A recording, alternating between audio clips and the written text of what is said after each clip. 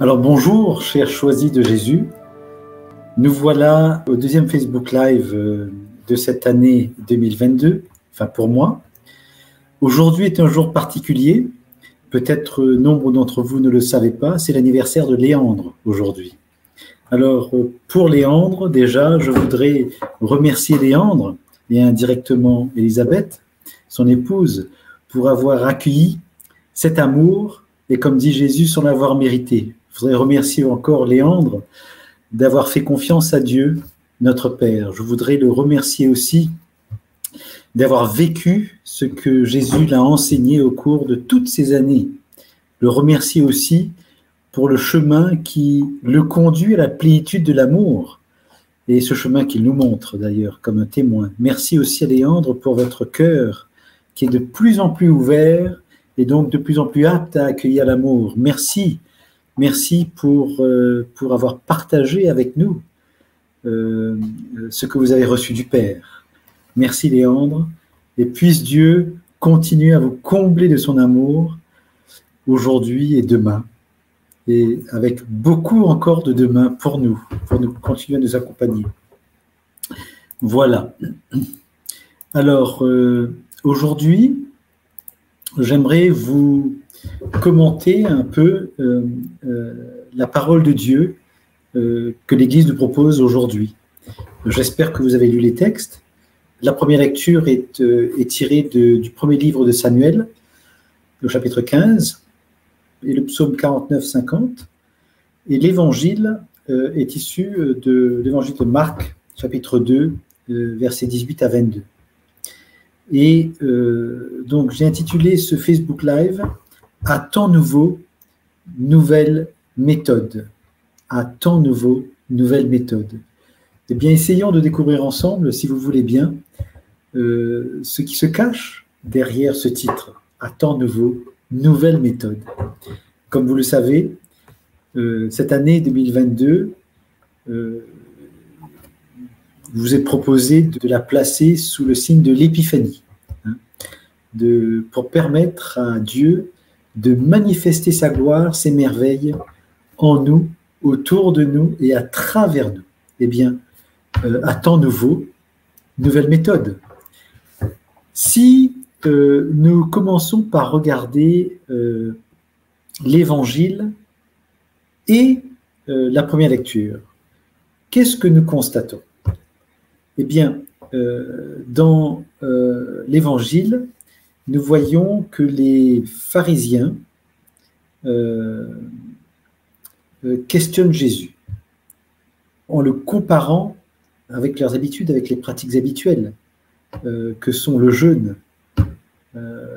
Alors, ils disent à Jésus, pourquoi, alors que les disciples de Jean et les disciples des pharisiens jeûnent, toi, tes disciples ne jeûnent-ils pas? Pourquoi? Et puis, Jésus leur répond. Alors que les pharisiens sont dans une posture d'observation, ils observent, et puis ils constatent que ni Jésus ni ses disciples ne jeûnent, alors que les autres le font. Donc, ils sont dans une posture d'observateur. Et Jésus répond en disant, les invités de la noce pourraient-ils jeûner pendant que l'époux est avec eux? Tant qu'ils ont l'époux avec eux, ils ne peuvent pas jeûner. Mais des jours viendront où l'époux leur sera enlevé, alors, ce jour-là, ils jeûneront. Jésus se positionne non pas dans une posture d'observation, mais plutôt dans une posture de penseur, de réflexion. Il invite ses interlocuteurs à changer de registre, à changer de posture pour revenir dans une posture de réflexion, en essayant de quitter un peu leurs habitudes, leur routine, les pratiques habituelles. Et ce changement de posture, on ne le retrouve pas dans la première lecture, entre Samuel et Saül.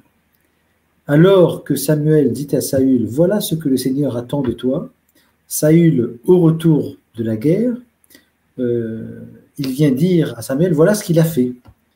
Il a marqué d'anathème le roi, etc. Mais parmi ceux que le Seigneur lui a demandé de mettre anathème, il a gardé pour lui ce qui était le meilleur. Saül qui dit « Mais j'ai obéi à la voix du Seigneur. Je suis allé là où il m'envoyait. J'ai ramené Agag, roi d'Amalek, et j'ai voué Amalek à l'anathème. Dans le butin, le peuple a choisi le meilleur de ce qui était voué à l'anathème, petits et gros bétail, pour l'offrir en sacrifice au Seigneur ton Dieu à Gilgal. » Et Samuel réplique « Le Seigneur aime-t-il les holocaustes et les sacrifices autant que l'obéissance à sa parole ?» La discussion entre Samuel, le prophète, le messager de Dieu, et Saül reste sur le même registre, alors que Jésus, vis-à-vis des scribes et des pharisiens, ils ne sont pas sur le même registre. Alors que les pharisiens sont sur le registre de l'observation, Jésus adoptait celui de la réflexion. Réfléchissons un peu. Reconsidérons les choses. Jésus vient avec de nouvelles méthodes. Nouvelles méthodes. J'espère que c'est un peu clair ce que je dis là. Alors, de quelle méthode s'agit-il? Eh bien, on peut trouver quelques éléments de cette méthode à la fin de l'Évangile. On va essayer de comprendre un peu plus ce qu'il en est. À la fin de l'Évangile, Jésus donne deux images, celui du vieux vêtement et celui des outres. Alors, première image, personne ne raccommode un vieux vêtement avec une pièce d'étoffe neuve. Autrement, le morceau neuf ajouté tire sur le vieux tissu et la déchirure s'agrandit. Au lavage, c'est ce qui se passera. Première image issue de la réalité. Deuxième image, personne ne met du vin nouveau dans de vieilles outres, car alors le vin fera éclater les outres, et l'on perd à la fois le vin et les outres, à vin nouveau, outre neuve. Là aussi, si l'on met du vin nouveau dans de vieilles outres, lorsque le vin va commencer par travailler, par bouillonner un peu, les vieilles outres vont éclater. C'est pour ça qu'il faut mettre dans les vieilles outres le vin qui a déjà vieilli, et dans les outres neuves, du vin nouveau. Donc, nous voyons là, avec les deux images de Jésus, comme des images qui parlent de forces opposées. Il est nécessaire de rétablir l'équilibre des forces. Le vin nouveau, dans des outres vieilles, on ne trouve pas d'équilibre des forces. La seule équilibre de force qui pourrait exister, c'est entre le vin nouveau et l'outre neuve.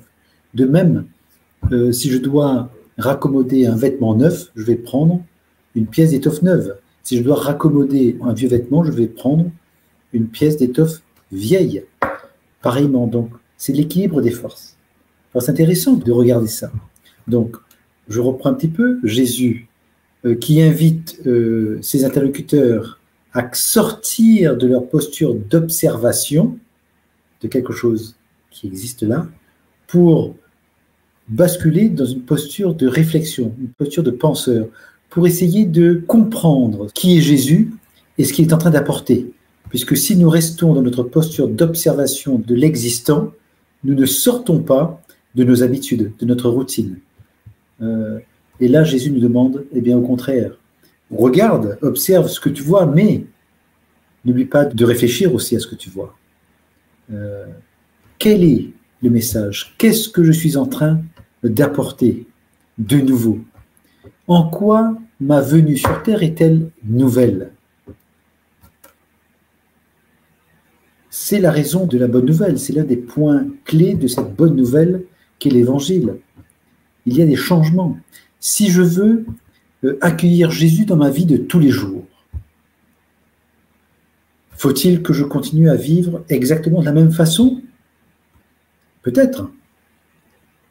Jusqu'à ce que Jésus, qui est la lumière, me montre ce qui, dans ma vie de tous les jours, n'est ni de Dieu, ni pour Dieu. Et donc, je serai face à un constat qui sera de faire le choix entre soit je garde, soit j'accepte les changements auxquels Jésus m'invite à réaliser dans ma vie. À temps nouveau, méthode nouvelle. Si je ne change pas de méthode, les résultats seront toujours les mêmes. Si je veux changer quelque chose, dans les résultats, j'ai besoin de changer quelque chose dans la cause qui a produit ces résultats. C'est logique. Alors, puisque Jésus se situe au niveau de notre cœur et non pas nécessairement au niveau de notre tête, il y a des choses dans notre cœur à changer. Il y a des choses dans notre cœur à changer. Alors, que nous dit un peu le psaume? Essayons de regarder le psaume, si vous voulez bien. Le psaume nous dit, écoute, écoute mon peuple, je parle. Donc Dieu qui parle, écoute mon peuple, je parle. Moi, Dieu, je suis ton Dieu. Je ne t'accuse pas pour tes sacrifices, car tes holocaustes sont toujours devant moi. Qu'as-tu à réciter mes lois, à garder mon alliance à la bouche, toi qui n'aimes pas les reproches et rejettes loin de toi mes paroles? Qu'as-tu à vouloir montrer que tu vas à la messe, que tu vas à la réconciliation, que tu parles avec des belles paroles, si, au moindre reproche, tu commences à rouspéter, à grogner, à ne pas vouloir changer quoi que ce soit dans ta vie? C'est un peu cela que Jésus est en train de nous dire aujourd'hui, enfin que l'Église, auquel l'Église nous invite aujourd'hui. Et donc, le psaume continue, et Dieu dit, voilà ce que tu fais, c'est ça que tu fais. Tu as de belles paroles concernant Dieu, mais quand il s'agit de toi et de changer, c'est plus difficile. Garderai-je le silence? Dit Dieu. Penses-tu que je suis comme toi? Je vais garder le silence et puis ne rien te dire pour te faire plaisir, mais l'enjeu, c'est pas de te faire plaisir ou pas, l'enjeu, c'est ton salut. C'est comme s'il me disait ça. L'enjeu, c'est ton salut. L'enjeu, c'est ton bonheur éternel. Où veux-tu te positionner par rapport à ton bonheur éternel? Désires-tu ce bonheur éternel? Désires-tu être sauvé? Désires-tu être purifié? Si tu le désires, il y a des choses à changer. Puisque tu es né avec la faute originelle, tu as été baptisé, cette faute a été nettoyée, mais les conséquences sont toujours là. Tu vis dans une société polluée de bien des manières, et tu as toi-même vécu dans cette société, tu as toi-même adhéré, peut-être sans le vouloir, mais tu as adhéré à des choses qui n'étaient ni de Dieu, ni pour Dieu. Donc, on est pollué. Et pour pouvoir nous en sortir, il faut nous laisser former déjà à l'amour de Dieu, nous laisser transformer par cet amour, et sans doute aussi nous laisser maîtriser. Parce que, si je reviens dans la première lecture, si Saül avait accepté de se laisser maîtriser par l'annonce de Dieu par son prophète Samuel, eh bien tu ne prendras rien. Tu ne prendras rien en gagnant cette bataille. Mais s'il avait accepté de renoncer à cela, Dieu n'aurait pas réagi comme il a réagi là par Samuel. Il n'aurait pas fait de reproches. Donc nous avons parfois besoin, nous aussi, on va dire, d'être un peu secoués, d'être un peu désinstallés, d'être déplacés, d'être décentrés, de sortir de nos regards habituels. Peut-être aussi, en fait, peut-être pour mettre des lunettes de foi, en sortir nos lunettes humaines là et pour porter nos lunettes de foi, voir les choses différemment avec un autre regard, passer d'une posture habituelle dans laquelle on est, peut-être celle de l'observation, à une posture de réflexion, réflexion guidée par le cœur, réflexion peut-être, si on reste à réfléchir simplement avec notre intellect, on va peut-être raisonner un petit peu et trouver peut-être des pistes de changement. Mais si nous demandons au Seigneur cette grâce de pouvoir nous laisser inspirer par lui, bien à ce moment-là, il mettra dans notre cœur un certain nombre de pensées, de ces paroles quelque part, et qui vont venir ensuite alimenter nos pensées. Et notre réflexion en sera meilleure, naturellement. Donc, vous voyez, si dans l'Ancien Testament, nous étions en discussion avec Dieu, j'ai l'impression de dire comme si nous discutions là entre amis, sur la même thématique, Eh bien, avec Jésus, eh bien, la discussion n'est pas tout à fait similaire. Jésus nous invite à prendre de la hauteur. Jésus nous invite à réfléchir à ce qui se passe, aux enjeux. Jésus nous invite à revenir à la source de sa venue, à ce que signifie le fait qu'il est le Messie, qu'il est le Sauveur, le Rédempteur, le seul Sauveur, le seul Rédempteur.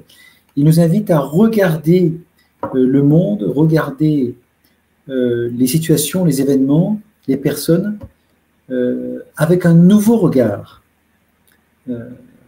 à voir plus clair avec ses propres yeux, j'ai envie de dire. Il nous montre le chemin, il nous montre quelle est la vie. Il s'est incarné justement pour que nous ayons des exemples très concrets de ce qu'est la vie et de ce qu'il attend de nous. Je pense qu'il est important que l'on s'arrête sur le fait que pour nous rejoindre, pour nous aider à bien comprendre cela, il s'est fait homme lui-même. Donc, si nous voulons rejoindre Dieu, il nous faut peut-être nous unir à son humanité. Il nous faut sans doute adhérer à sa nouvelle doctrine, à sa nouvelle façon de regarder les choses. Il n'est pas en train d'abolir, comme il dit, la loi et les prophètes, il est en train de l'accomplir. Donc, il y a quelque chose de nouveau. Et je pense que Jésus est là à vouloir nous tirer, à nous un peu comme on hisse les voiles, à nous hisser vers le haut pour que nous devenions des personnes conscientes, conscientes des enjeux, conscientes de sa venue, conscientes de ce qu'il est, de qui il est. Et j'aimerais peut-être faire là un parallèle avec peut-être deux messages tirés des volumes. Dans le volume 1, le message 116, Jésus dit à Léandre, « Nous savons que ce qui fait la force d'une armée, c'est la force de chacun de ses soldats. Ce qui fait la force des soldats de cette armée, c'est la capacité de chacun à se laisser maîtriser et à devenir l'amour. Et cette capacité à se laisser maîtriser et à devenir l'amour s'obtient par les oui à accueillir et à se laisser maîtriser et finalement à devenir l'amour. Et donc Jésus est venu nous montrer comment vivre sur ce chemin de l'amour. Il nous a dit je ne fais rien de par moi-même et je ne dis rien de moi-même. Ce que j'ai vu le Père faire, je le fais. Ce que j'ai entendu le Père dire, je le dis. Donc, tout ce que je fais, tout ce que je dis, c'est comme si c'était le Père qui le faisait et qui le disait. Il est en train de se décentrer de lui. C'est la nouvelle méthode qu'il nous propose. Durant l'Ancien Testament, il n'y avait pas ce décentrement. Il y avait le fait de respecter et de mettre en pratique ce que les prophètes disaient. Je simplifie un peu. Mais avec Jésus, c'est autre chose. Il faut qu'on sorte de nous-mêmes. Il faut qu'on sorte de nous-mêmes. Il faut qu'on accepte de nous décentrer de nous-mêmes pour nous centrer sur Jésus, qui lui-même nous a montré que lui-même, il s'était décentré de lui-même pour se centrer sur le Père. Et pour nous aider, eh bien, il suffit de donner nos oui au Père. En donnant nos oui au Père, l'amour qu'il va déverser sur nous va nous former, nous transformer et nous maîtriser. J'aimerais passer maintenant au message 70 du volume numéro 2.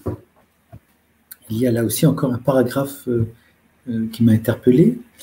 Jésus dit « Dépose dans mon cœur, dit-il, toutes ces situations que tu as à vivre, où tu te crois exploité. Évite le plus possible les confrontations. regarde le comportement que j'ai eu devant ceux qui me confrontaient. Tu y puiseras une force nouvelle qui te permettra d'avoir déjà le comportement de la société nouvelle, très différent du comportement de la société actuelle. Donc si nous voulons cheminer avec Jésus vers cette société nouvelle, vers cette Église nouvelle, eh bien, nous allons devoir changer certaines choses dans nos comportements. Mais ce qui est extraordinaire, c'est que nous n'avons pas nous-mêmes à nous changer, c'est le Seigneur qui nous change. C'est l'amour de Dieu qui nous change. Il faut simplement que nous y soyons disposés, que nous lui donnions notre consentement et que nous acceptions l'idée même de pouvoir vivre dans cette nouvelle société, dans cette nouvelle Église. Qui est l'Église que nous connaissons aujourd'hui, simplement, nos cœurs auront été transformés. Une Église dont les cœurs sont transformés, c'est de cela dont Jésus parle, une Église nouvelle. Pareil pour la société nouvelle. Donc, voyez, donc, dans ce paragraphe, Jésus nous dit, ne garde pas pour toi ces situations que tu vis. Ne garde pas pour toi toutes ces situations où tu te sens exploité, pressé, emprisonné, critiqué, enfin, ne garde pas pour toi. Ne cherche pas les confrontations ou si une confrontation se présente à toi, évite-la. Garde la paix. Garde la paix, c'est le meilleur moyen de rester connecté avec Dieu. C'est de rester en paix. La personne peut choisir d'être en colère, peut choisir d'être énervée, d'être... enfin, peu importe son attitude, eh bien, je peux choisir, décider de maintenir mon état d'esprit dans un état d'esprit de paix. Je peux aussi décider que la qualité de notre relation ne soit pas dominée par la colère, l'angoisse, la frustration, l'anxiété. Je peux décider que cette qualité de relation soit bienveillante pour tous les deux. Mais si la personne en face de moi, qui est libre, je n'ai pas jugé, elle est libre, ne veuille pas de cette relation bienveillante, eh bien, j'attendrai un autre moment, tout simplement. C'est un exercice, hein, c'est pas simple, facile à dire, mais il faut peut-être s'y mettre. Donc, finalement, c'est encore moi qui choisis. Je choisis ce que je voudrais et je remets le tout entre les mains du Seigneur. Et Jésus vient dire, regarde le comportement que j'ai eu devant ceux qui me confrontaient. Tu ne peux pas échapper à la confrontation. Eh bien, Jésus nous montre dans l'Évangile une nouvelle posture. Hein? Sortons de la posture centrée sur ce qui a fait l'objet de la comparaison, du problème. Prenons une posture de hauteur, comme si nous montions sur une montagne pour voir avec un autre œil tout ce qui se passe dans la vallée. Changeons de perspective, changeons de regard. Réfléchissons. Demandons-lui de nous inspirer. Unissons-nous à l'humanité de Jésus, parce que lui, s'il était là humainement, comment il aurait fait? Et donc, il ne peut pas ne pas nous aider. Il ne peut pas. Puisqu'on veut faire comme lui, et on veut surtout que lui nous remplisse de ses pensées, de ses paroles, de ses actes, pour que nous soyons complètement conformes à Dieu et baignés dans son amour. On ne peut pas faire autrement. Enfin voilà. Je vais m'arrêter là. J'espère que ça n'a pas été trop brouillon, trop diffus dans mes commentaires. Un peu improvisé, là, enfin, à vos commentaires, tout simplement. Merci. Mireille, est-ce que ce n'est pas aussi car grâce à Jésus, nous avons accès à l'Esprit Saint? Alors, il manque peut-être un mot dans votre phrase, Mireille, mais oui, il y a l'Esprit Saint, naturellement. Jésus se communique à nous en nous donnant son Esprit Saint, tout simplement. Nous pouvons nous tourner vers l'Esprit Saint. Moi, avant de vous parler ce soir, je me suis tourné vers Jésus et vers l'Esprit Saint et vers le Père aussi. J'ai demandé aussi à mon ange gardien de faire des choses. Voilà, donc je fais appel à eux et puis après, je remplis mon devoir, tout simplement. en comptant, en étant certain qu'il va m'inspirer. Et voilà, merci. Alors Dany nous dit, Seigneur Jésus, si jamais je t'oublie, rappelle-moi qui je suis. Rappelle-moi ce que je t'ai promis. Et si je t'oublie, tu peux me secouer pour me rappeler à toi, tu as mon oui. Ne me laisse pas faire des choix qui m'éloigneraient de toi. Merci Dany de nous rappeler que nous pouvons également demander à Jésus de nous secouer un petit peu là, quand nous nous éloignons de lui. Mais surtout, il ne faut pas oublier une chose. Jésus, Dieu tout simplement, même s'il est miséricordieux, il est tendre, il est respectueux, il est doux. Donc il va faire attention à notre libre arbitre. Donc si cette prière que vous proposez là, Mireille, est une prière que j'aimerais appeler préalable, eh bien, il y a des prières, je dirais, dans l'instant, actuel, dans l'ici et maintenant, qu'il nous faut malgré tout enclencher. Oui, Seigneur, viens. Viens me secouer là, maintenant. Je te l'ai déjà demandé, mais maintenant, là, viens. C'est comme parce que le Seigneur va respecter notre libre arbitre.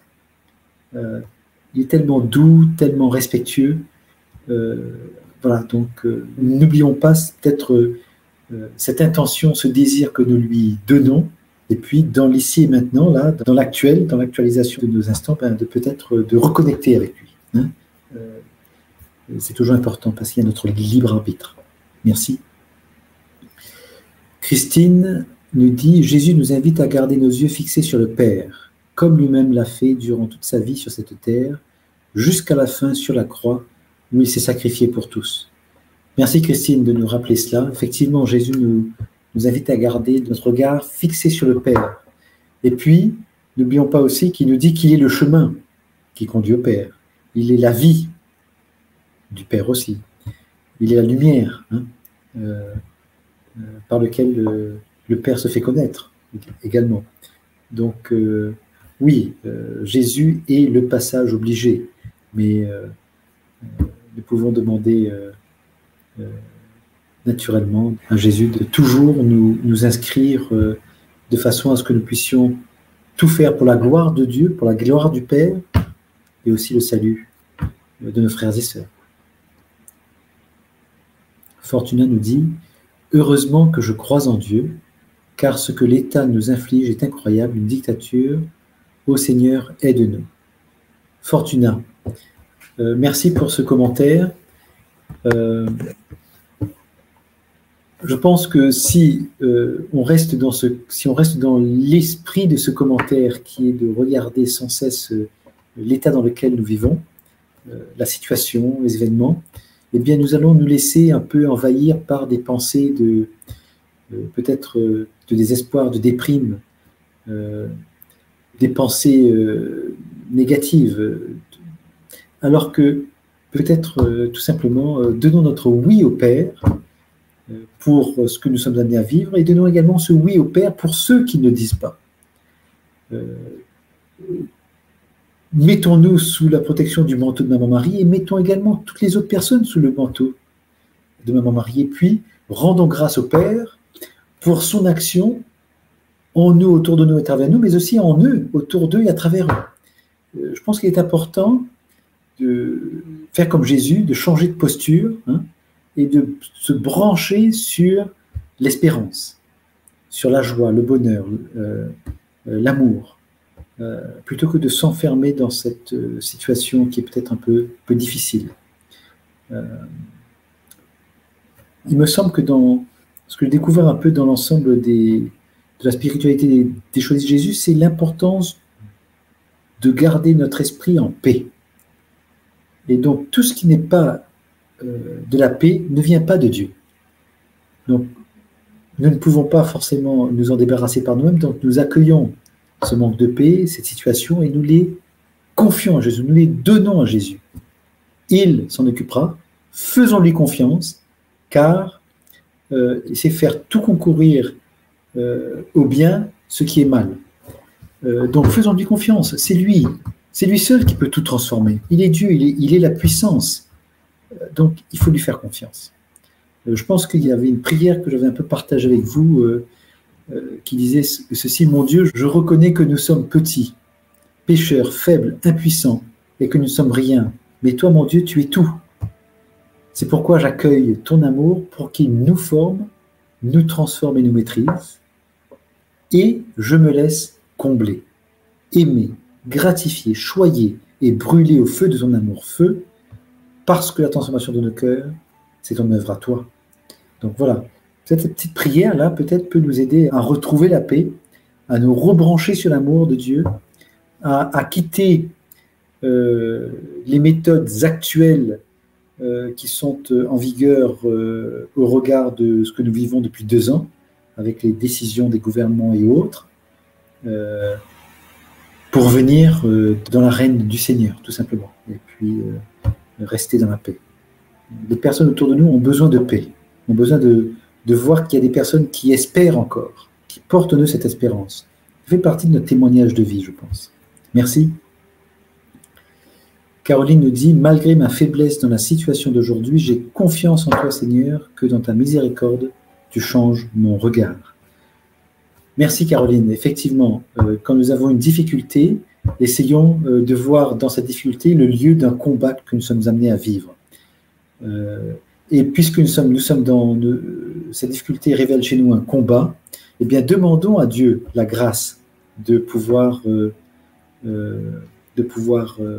dépasser et de pouvoir nous guérir, nous libérer de cette prison, de ce combat, de remporter cette victoire. Faisons toujours appel à Dieu. Ne cherchons pas par nous-mêmes, je pense, à vouloir régler les choses. C'est important de se rappeler, je pense, le verset de Zacharie 4, 6, « Ni par puissance ou par force, mais par l'Esprit du Seigneur. Ne compte pas sur ta puissance ou ta force, mais tourne-toi vers l'Esprit du Seigneur et donne-lui ton oui total, inconditionnel et irrévocable. Il fera le nécessaire. » Peut-être est-ce là le chemin de purification par lequel nous devons passer pour pouvoir accepter d'être libérés de ces facteurs extérieurs qui ont tendance à nous affecter. Mais voilà. Donc, voilà. Merci. Merci d'avoir été là. Merci pour votre fidélité. Merci pour tous ces commentaires. Je vous donne rendez-vous lundi prochain. Et je vous souhaite donc de poursuivre sur cette année de l'Épiphanie en essayant de changer de méthode, comme Jésus, de regarder comment Jésus s'y prend pour peut-être nous y limiter, et de façon à ce qu'il puisse se manifester ses merveilles en nous, autour de nous et à travers nous, tout simplement. Merci.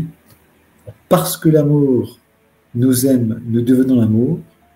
Parce que l'amour nous aime, nous devenons l'amour.